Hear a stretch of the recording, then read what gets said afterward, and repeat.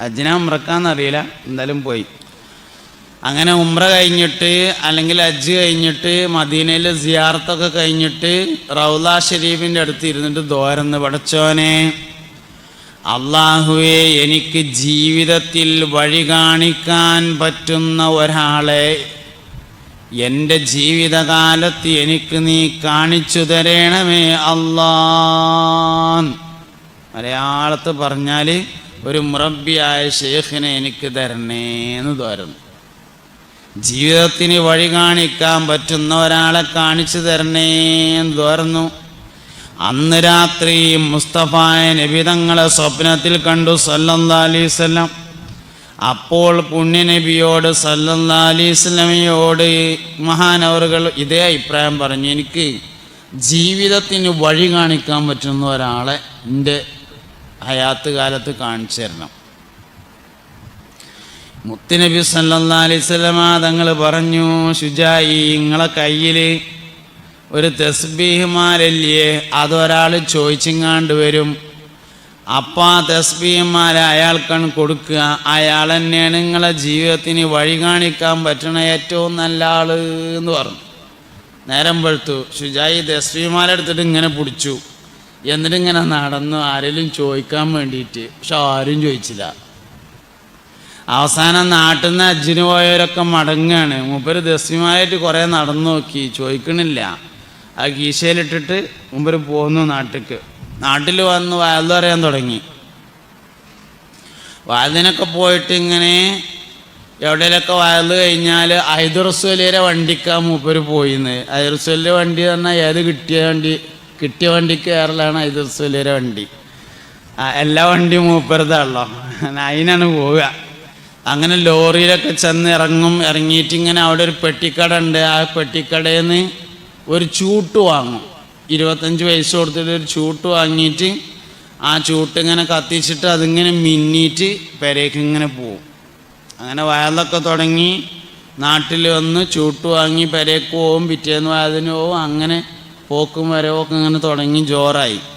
ഒരു ദിവസം വയൽ കഴിഞ്ഞിട്ട് ഇങ്ങനെ മടങ്ങി വരികയാണ്. നാട്ടിൽ വന്നിറങ്ങി ചൂട്ട് വാങ്ങാൻ വേണ്ടി പെട്ടിക്കട കയറി ചൂട്ട് വാങ്ങിയിട്ട് പൈസ കൊടുത്തപ്പോൾ കച്ചവടക്കാരൻ പറഞ്ഞു, പൈസ വേണ്ട, എനിക്ക് നിങ്ങൾ ആ തസ്ബീഹ് മാല തന്നാൽ മതിയായിരുന്നു. അതിൽ പറഞ്ഞു, എൻ്റെ അടുത്ത് ആകെ ഒരു തസ്ബീഹ് മാല ഉള്ളൂ, അത് അങ്ങനെ തരാനുള്ള എല്ലാവരും, അതങ്ങനെ ഒന്നേ ഉള്ളൂ, അതങ്ങനെ കൊടുക്കാൻ പറ്റിയൊരു തസ്ബീഹ് മാലല്ല. അത് പിന്നെ ജീവിതത്തിൽ വഴി കണക്കാൻ വേണ്ട ഷെയ്ഖ് ചോദിക്കുമ്പോൾ കൊടുക്കാൻ വേണ്ടി നബി തങ്ങൾ പറഞ്ഞതാണല്ലോ സല്ലല്ലാഹു അലൈഹി വസല്ലം. അപ്പോൾ മൂപ്പര് കൊടുത്തില്ല, അതങ്ങനെ തരാം. അതിലും മൂപ്പര് പറഞ്ഞു, ഏതേലും തസ്ബീഹ് മാലല്ല ഞാൻ അങ്ങോട്ട് ചോദിച്ചത്, ആ മദീനത്ത് നിന്ന് നബി തങ്ങൾ തരാൻ പറഞ്ഞൊരു തസ്ബീഹ് മാലല്ലേ, അതിട് തരീന്നാ പറഞ്ഞു. കച്ചവടക്കാർ മോശക്കാരൊന്നുമല്ല, അങ്ങനത്തെ കച്ചവടക്കാരും ഉണ്ട്. നമ്മളെന്നെ കച്ചവടമാകുമ്പോൾ കുറച്ചൊക്കെ തട്ടിപ്പും വെട്ടിപ്പൊക്കെ ഉണ്ടാവും. രണ്ട് കൂട്ടർക്കാർക്കാണ് അങ്ങനെ ഒരു തോന്നലുള്ളത്. ഒന്ന് രാഷ്ട്രീയക്കാർക്കും വേറൊന്ന് കച്ചവടക്കാർക്കും കുറച്ചൊക്കെ അങ്ങനെ ഇങ്ങനെയൊക്കെ ഉണ്ടാവും. ഒന്ന് അത്താജിറു സദൂഖുൽ അമീനു മഅൻ നബിയ്യിന വസ്സിദ്ദീഖീൻ ഹബീബുനാ റസൂലുള്ളാഹി. അത്താജിറു സദൂഖുൽ അമീനു, സത്യസന്ധനും വിശ്വസ്തനുമായ കച്ചവടക്കാരൻ, മഅൻ നബിയ്യിന, അമ്പിയാക്കളോടൊപ്പവും, വസ്സുദ്ദീഖീന, സുദ്ദീഖ് റളിയല്ലാഹു അൻഹുവിൻ്റെയും അനുയായികളാകുന്ന സ്വഹാബത്തിൻ്റെയും ഒപ്പം സ്വർഗത്തിലാണ്. അത്താജിറു സദൂഖുൽ അമീനു മഅൻ നബിയ്യിന വസ്സുദ്ദീഖീൻ. പക്ഷെ രണ്ട് നിബന്ധനയുണ്ട് കച്ചവടത്തിന്. ഒന്ന് വിശ്വസ്തത, രണ്ട് സത്യസന്ധത. അത് രണ്ടും ഉണ്ടോ പെട്ടിക്കട മതി സ്വർഗത്തിൽ പോകാൻ. നല്ലത് കേടെന്നാൽ പറ്റരപ്പാവും. ഏത് സംഗതി അങ്ങനെയാണ്. നല്ല സാധനം കേടെന്നാലാണ് പറ്റരപ്പാകുക. മൂല്യന്മാരാരെങ്കിലും തോണ്ടിയാലുള്ള വലിയ പ്രശ്നം. തോണ്ടാൻ പാടില്ല, ഒരിക്കലും പറ്റൂല. നല്ല കേടെന്നാൽ പറ്റരപ്പായി. അങ്ങനെ ബിരിയാണി കേടെന്നാൽ ചോറ് കേടെന്ന മാതിരി ആവില്ല, അടുത്തു കൂടെ പോകാൻ പറ്റൂല. മനുഷ്യൻ മരിച്ചാൽ പൂച്ച അത്തമാതിരി ആവില്ല, അടുത്തുകൂടെയാണ് പോകാൻ പറ്റൂല. നല്ലത് കേടുന്ന പറ്റരപ്പായി. അതന്നെയാണ് കച്ചവടത്തിനുള്ളത്. നല്ലതൊക്കെ ചെയ്താൽ സ്വർഗത്തിൽ പോകാൻ ഒരു പെട്ടിക്കട മതിയാവും. മുത്തുനബി പറഞ്ഞതാണ് സല്ലല്ലാഹു അലൈഹി വസല്ലം. ഇമാം ബുഖാരി റിപ്പോർട്ട് ചെയ്ത ഹദീസാണ്. അത്താജിറു കച്ചവടക്കാരൻ, അസ്സദൂഖു സത്യസന്ധൻ, അൽ അമീനു വിശ്വസ്തൻ, മഅൻ നബിയ്യീന വസ്സുദ്ദീഖീൻ നബിമാരോടും സുദ്ദീഖീങ്ങളോടും ഒപ്പമാകുന്നു. രണ്ട് കാര്യം വേണം. ഒന്ന് സത്യസന്ധതയുണ്ടായിരിക്കണം, രണ്ട് വിശ്വസ്തതയുണ്ടായിരിക്കണം.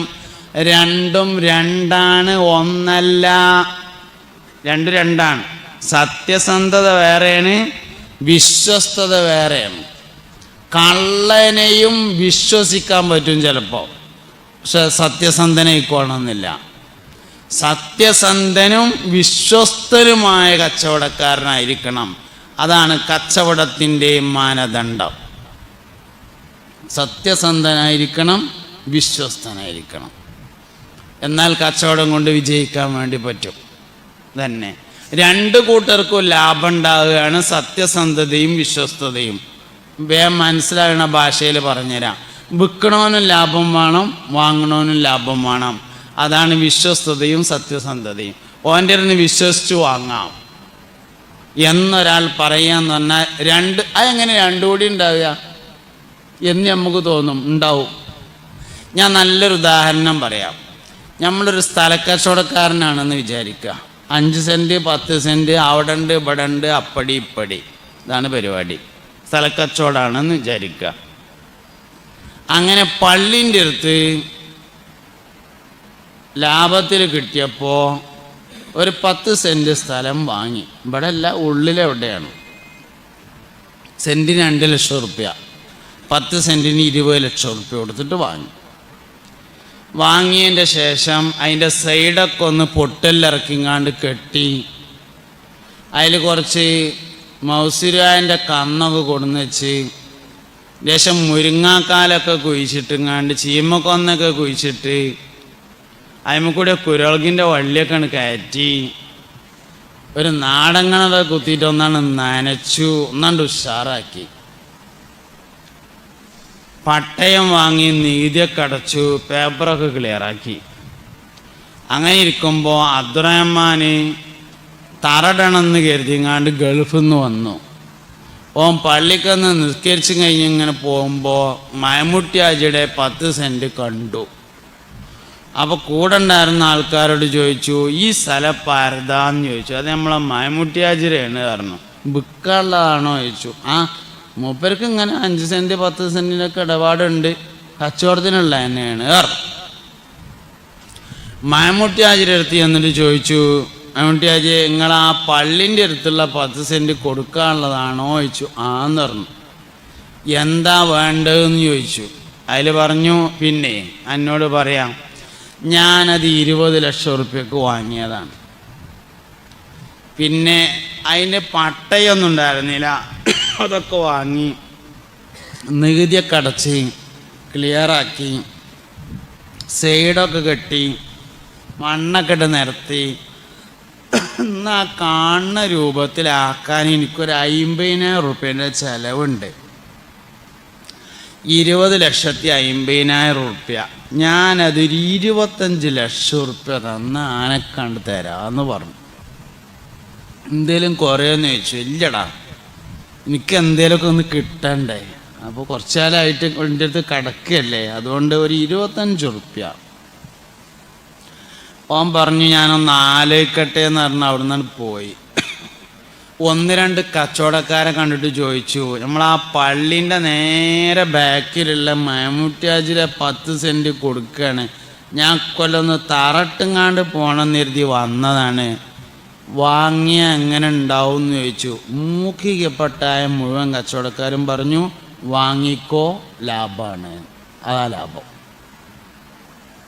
അവസാനം അമ്മോൻ്റെ അടുത്ത് പോയിട്ട് ചോദിച്ചു, അമ്മക്ക ഞാൻ ആ മയമുട്ടിയാജിലെ സ്ഥലം ഒന്ന് നോക്കിയിട്ടുണ്ട്, അത് വാങ്ങിയ എങ്ങനെ ഉണ്ടാവുമെന്ന്. അമ്മോൻ പറഞ്ഞു, അത് വാങ്ങിക്കോ, എന്തുകൊണ്ടും ലാഭമാണ് എന്ന്. വാങ്ങണോന് ലാഭമായി, കൊടുക്കണോന് 4,50,000 റുപ്യ ലാഭമായി. ഇതാണ് ലാഭം എന്ന് പറഞ്ഞ സാധനം. ഇങ്ങനെ കിട്ടുന്ന മുതലിനെ ഹലാലും തൊയ്യിബുമായ മുതൽ എന്ന് പറയും. മുതൽ ഹലാലും തൊയ്യിബുമാണെങ്കിലേ മക്കൾ നന്നാവുകയുള്ളൂ. വളരെ പ്രധാനപ്പെട്ടൊരു അടിസ്ഥാനമാണ്. കുട്ടികൾ കേടുവരുന്നതിനാകെ ഒരു കാരണമേ ഉള്ളൂ, തിന്നാൻ കൊടുക്കുന്നത് ഹലാലും തൊയ്യിബുമായില്ല എന്ന ഒരൊറ്റ കാരണം മാത്രമാണ്. വേറെ ഒരു കാരണവും മക്കൾ കേടുവരുന്നതിനില്ല.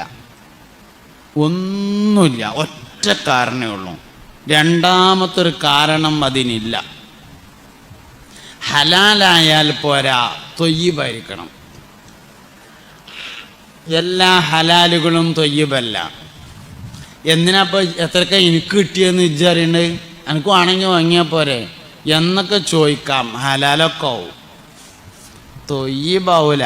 തൊയ്യിബാകണമെങ്കിൽ വാങ്ങിയവൻ അൽഹംദുലില്ലാഹ് എന്ന് പറയുന്ന സാഹചര്യമുണ്ടെങ്കിലേ തൊയ്യിബാവുകയുള്ളൂ. ഒരിക്കലും ഹലാല് മാത്രം തിന്നാൻ കൊടുത്താൽ പറ്റില്ല, തൊയ്യിബാവണം. എല്ലാ ഹലാലുകളും തൊയ്യിബല്ല, എല്ലാ തൊയ്യിബും ഹലാലാണ്.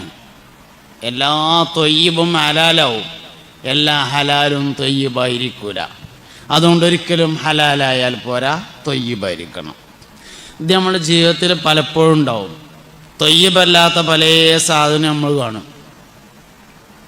പള്ളിക്കന്നിങ്ങനെ നിസ്കരിച്ചിങ്ങാണ്ട് പെരേക്കിങ്ങനെ പോകുമ്പോൾ ഏതോ ഒരാളുടെ അദ്രമാക്കാൻ്റെ മൂവാണ്ടം മൂച്ചി റോട്ടമ്മക്ക് ഇങ്ങനെ ചാഞ്ഞ് നിൽക്കുന്നുണ്ട്. അതിന്മേലൊരു മാങ്ങ ചാടി കിടക്കുന്നുണ്ട്. എടുത്തുണ്ടാവാം, ഹലാലാണ്. കാരണം ഒരു മൂവാണ്ടം മൂച്ചിമെന്നൊരു മാങ്ങ ചാടിയിട്ട് അത് കൊണ്ടുപോയിനൊന്നും ആരും വടിയെടുത്തുങ്ങാണ്ട് പിന്നാലെ വരലില്ല, ഹലാലാവും. ഹലാലൊക്കെ തന്നെയാണ്.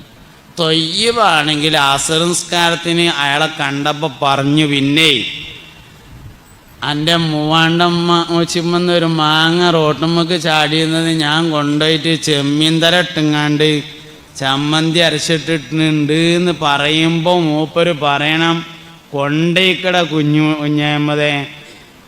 അത് മാത്രമല്ല, എനിക്കുവാണെങ്കിൽ ഞാൻ കുട്ടികളെടുത്ത് രേഷൻ കൊടുത്തയക്കും കൂടിയും ചെയ്യാ എന്ന് പറഞ്ഞാൽ തൊയ്യിബായ മുതലാണ്. അല്ലെങ്കിൽ ഞാൻ പലപ്പോഴും പറയലുണ്ട്, ഈ പിന്നെ ഗവൺമെൻറ് ജോലിക്കാരുടെ മക്കൾ പലപ്പോഴും ദീനീ സംരംഭങ്ങൾക്ക് നേതൃത്വം നൽകുന്ന ആളുകളായി വരാറില്ല. അതിനൊരു പ്രധാനപ്പെട്ട കാരണമുണ്ട്. എന്താ വെച്ചാൽ ഈ ബറക്കത്ത് എന്ന് പറയുന്നത് നമ്മൾ വളരെയധികം ശ്രദ്ധിക്കേണ്ട ഒരു കാര്യമാണ്. ബറക്കത്തില്ലാത്ത മുതൽ എത്ര ഉണ്ടായിട്ടും കാര്യമില്ല. 3 ലക്ഷം റുപ്യ കയ്യിലുള്ള ഒരാൾ 100 റുപ്യ കടം ചോദിച്ച് നടന്നാൽ എങ്ങനെ ഉണ്ടാവും? ഓന് 3,100,000 റുപ്യ ആവശ്യമുണ്ട്. എന്നിട്ട് ഇങ്ങനെ കാണുന്നവരോടൊക്കെ ഒരു 100 റുപ്യ തരുമോ, ഒരു 100 റുപ്യ കിട്ടിക്ക, നാളെ തരാം, എൻ്റെ അടുത്തില്ല. ഒരു 100 റുപ്യ കിട്ടിക്ക, 3 ലക്ഷം എൻ്റെ അടുത്തുണ്ട്. ബറക്കത്തില്ലെങ്കിൽ അങ്ങനെ ഉണ്ടാവുക. ബറക്കത്തുണ്ടെങ്കിൽ 1000 റുപ്യ മതി, മുഴുവൻ ചിലവും കഴിഞ്ഞാൽ 200-ൻ്റെ ഒരു നോട്ട് കീശയിൽ വെക്കാൻ ബാക്കിയുണ്ടാവും. അതാണ് ബറക്കത്ത് പറഞ്ഞത്. ഇത് പൈസയിൽ മാത്രമല്ല, ഇത് മക്കളിലുണ്ട്. 10 മക്കളുണ്ട്, ആവശ്യ നേരത്തെ ഒറ്റൊന്നുമില്ല, ഒരു ചെറുക്കനേ ഉള്ളൂ, എല്ലാറ്റിനും കൊണ്ടോ ആൾ ബാക്കിയുണ്ട്. ബർക്കത്താണ്. സമയത്തിലെ ബർക്കത്തുണ്ട്. നമ്മളെ വല്യപ്പാക്ക് എല്ലാ വെള്ളിയാഴ്ചയും നഖം മുറിക്കാൻ നേരം കിട്ടിയിരുന്നു. നമുക്ക് പുതിയാപ്പിള ഇറങ്ങുമ്പോൾ വരെ നഖം മുറിക്കാൻ നേരമില്ല. സമയത്തിൽ ബർക്കത്തില്ലായിട്ടാണ്.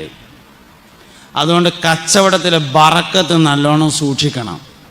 ബർക്കത്തില്ലാത്തത് എത്ര സൂപ്പർ മാർക്കറ്റായിട്ടും കാര്യമില്ല. ബർക്കത്തുള്ള ഒരു പെട്ടിക്കടയാണെങ്കിൽ ഓൻ ഭംഗിയായിട്ട് ജീവിച്ചു പോകും. ബറക്കത്ത് നഷ്ടപ്പെടുന്ന ചില കാര്യങ്ങളുണ്ട്.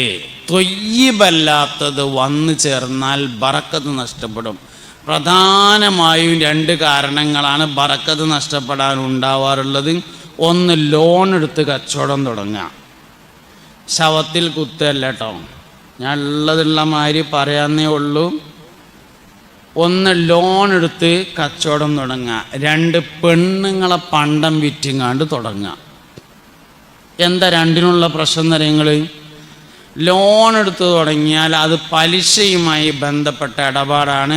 ആർക്കെങ്കിലും ഉണ്ടെങ്കിൽ വേഗത്തിൽ ആ ഇടപാട് തീർക്കാൻ ആവശ്യമായ കാര്യം ചെയ്യണം. അത് എന്ന് തീരണോ അന്ന് മുതൽ ബർക്കത്ത് തുടങ്ങും. വേഗം തീർക്കണം. പെണ്ണുങ്ങളെ പണ്ടം വിറ്റാൽ എന്താ വെച്ചാൽ പെണ്ണുങ്ങൾ അവരുടെ പണ്ടം ഇഷ്ടപ്പെട്ട് തരൂല. ഒരു പെണ്ണും തരൂല കേട്ടോ. നിങ്ങളെ പെണ്ണുകളതിൽ നിന്ന് ഒഴിവാണെങ്കിൽ അത് മാത്രം ഒഴിവാക്കി കളി തരൂല. അതിൻ്റെ തെളിവെന്താ നിങ്ങൾ? വാപ്പ മരിച്ചിട്ട് മുതൽ ഒരുക്കുമ്പോൾ അടുക്കളയെന്ന് ഉമ്മ വിളിച്ചു പറയും, കുട്ടികളെ ബാപ്പ പണ്ട് ഖത്തർക്ക് പോയത് ഇമ്മാൻ്റെ മണിക്കാതിരെ വിറ്റിട്ടായിരുന്നു കേട്ടോ, അതുകൊണ്ട് റോഡ് സൈഡിൽ ഉമ്മാക്ക് 3 സെൻറ്റ് അധികം അളന്നിട്ടാളീന്ന് പറഞ്ഞാൽ എന്താ അതിൻ്റെ അർത്ഥം? പണ്ട് മണിക്കാതില ഖത്തർക്ക് പോകുമ്പോൾ കൊടുത്തത് ഇഷ്ടപ്പെട്ടിട്ടല്ല, അതാണ് ആ പറഞ്ഞതിൻ്റെ അർത്ഥം. അപ്പോൾ പെണ്ണുങ്ങൾ പണ്ടം ഇഷ്ടപ്പെട്ട് തരൂല എന്നുള്ളതുകൊണ്ട് ഞാനങ്ങനെ പറഞ്ഞതാണ്. ഏതെങ്കിലും ഒരു പെണ്ണ് തന്നിട്ടുണ്ടെങ്കിൽ ഞാൻ ഈ പറഞ്ഞതിന് ഒഴിവാണ്. സൂക്ഷിക്കേണ്ട 2 കാര്യങ്ങളാണ് ഇത് രണ്ടും. ഒന്ന്, ലോൺ എടുത്ത് തുടങ്ങിയത് ഒടുക്കും എത്തൂല. പെണ്ണുങ്ങളെ വണ്ടം വിറ്റത് ഒടുക്കും എത്തൂല. അതിന് കാരണം രണ്ടും ഇഷ്ടപ്പെട്ട മുതലല്ല, തൊയ്യിബാവൂല എന്നുള്ളതാണ് കാരണം. അതുകൊണ്ട് എപ്പോഴും തൊയ്യിബായ കാര്യത്തിന് പരിശ്രമിച്ചാൽ ജീവിതം വലിയ റാഹത്തായിരിക്കും. കുറേ ഉണ്ടായിട്ട് എന്താ ഒരു റാഹത്തും ഇല്ലാതെ ഉള്ളതിൽ റാഹത്തായിട്ട് ജീവിക്കാൻ കഴിയാന്നുള്ളത് തന്നെയാണ് ഏറ്റവും പ്രധാനപ്പെട്ട കാരണം. അപ്പോൾ അതുകൊണ്ട് പ്രത്യേകിച്ച് ഭക്ഷണ സാധനം കൈകാര്യം ചെയ്യുന്നവർ നല്ലോണം സൂക്ഷിക്കണം. ഇറച്ചി കച്ചവടം ചെയ്യുന്നവർ, മീൻ കച്ചവടം ചെയ്യുന്നത്, കോഴി കച്ചവടം ചെയ്യുന്നവർ, ബേക്കറി നടത്തുന്നവർ, അച്ചാർ കമ്പനി നടത്തുന്നവർ, ഹോട്ടൽ നടത്തുന്നവർ, വെള്ള കച്ചവടം ചെയ്യുന്നവർ, ഇങ്ങനെ ഭക്ഷണ സാധനം കൈകാര്യം ചെയ്യുന്നവർ സൂക്ഷ്മത പാലിച്ചിട്ടില്ലെങ്കിൽ മക്കളിൽ 3 ഒരു ബുദ്ധിമുട്ട് അനുഭവിക്കേണ്ടി വരും. 3-1 ഇങ്ങനെയൊക്കെ പറയുമ്പോൾ എന്നാൽ ഇനി കച്ചവടം വേണ്ടെന്ന് തീരുമാനിക്കരുത്. ചെയ്യണ ഏറ്റവും നല്ല തൊഴിൽ എന്തെന്നെയാണ്? കച്ചവടം തന്നെയാണ്. നല്ലത് കേടന്നാലാണ് വടക്കാവുക. ചെയ്യുകയാണെങ്കിൽ ചെയ്യാൻ പറ്റുന്ന ഏറ്റവും നല്ല തൊഴിൽ കച്ചവടമാണ്. കൃഷി കഴിഞ്ഞാൽ പിന്നെ 1-ാം സ്ഥാനത്തുള്ളത് കച്ചവടമാണ്. നേരെ തിരിച്ചു അഭിപ്രായമുണ്ട്. 1-ാം സ്ഥാനം കച്ചവടം, 2 കൃഷി എന്ന അഭിപ്രായമുള്ളവരുണ്ട്, 1 കൃഷി 2 കച്ചവടം എന്ന അഭിപ്രായമുള്ളവരുണ്ട്. പിന്നെ മാത്രമല്ല എല്ലാ വരുമാന മാർഗങ്ങളും തൊഴിലിൽ പെടൂല. തൊഴിലാകെ 3 ഉള്ളൂ. തൊഴിൽ എന്ന് പറഞ്ഞാൽ ആകെ 3 ഉള്ളത്. ഒന്ന് കച്ചവടമാണ്, മറ്റൊന്ന് കൃഷിയാണ്, മൂന്നാമത്തേത് കൈത്തൊഴിലാണ്. ബാക്കിയൊന്നും തൊഴിലിൽ പെടൂല. അധ്യാപനം, മാഷ്, ടീച്ചർ, മൊലിയര്, വയലുറനാള്, ഡോക്ടർ ഒന്നും തൊഴിലല്ല, സർവീസാണ്, സേവനം. അതുകൊണ്ട് ജീവിക്കാം, അത് വേറെ കാര്യമാണ്. ജീവിക്കാൻ പറ്റിച്ചിട്ട് തൊഴിലാവൊന്നുമില്ല. മുഹമ്മദ് നബി സല്ലല്ലാഹു അലൈഹി വസല്ലം തങ്ങൾക്കൊരു തൊഴിലും ഇല്ലല്ലോ, ജീവിച്ചിരുന്നില്ലേ? എന്താ വരുമാന മാർഗം? ഹദിയായിരുന്നു. പലരും കൊടുക്കുന്ന ഹദിയകളായിരുന്നു വരുമാന മാർഗം. അത് തൊഴിലല്ല. അധ്യാപനം തൊഴിലല്ല, സർവീസാണ്, സേവനമാണ്. വൈദ്യം തൊഴിലല്ല, സേവനമാണ്. തൊഴിലാകെ 3 ഉള്ളൂ. ഒന്ന് കൃഷിയാണ്. കൃഷിയിൽ പെട്ടതാണ് ആടുകൾ, മാടുകൾ, പശുക്കൾ, ഒട്ടകങ്ങൾ തുടങ്ങിയൊക്കെ കൃഷിയിൽപ്പെടും. നെല്ല്, ഗോതമ്പ് ഒക്കെ കൃഷിയാണ്. രണ്ടാമത് കച്ചവടമാണ്. അള്ളാഹുവിൻ്റെ ദുനിയാവിലുള്ള ഏത് സാധനവും കച്ചവടം ചെയ്യാം. മൂന്നാമത്തത് കൈത്തൊഴിലാണ്. കൈത്തൊഴിലിൽ കുറേ കാര്യങ്ങൾ പെടും. ഡ്രൈവിങ്, കമ്പ്യൂട്ടർ, കന്നൂട്ട്, കൊത്തിക്കളക്കൽ, ഇങ്ങനെയൊക്കെയുള്ള കുറേ സാധനങ്ങൾ, ഒരുപാട് റോഡ് പണി, ഇങ്ങനെയൊക്കെയുള്ള ഒരുപാട് സാധനങ്ങൾ കൈത്തൊഴിലിൽ പെടും.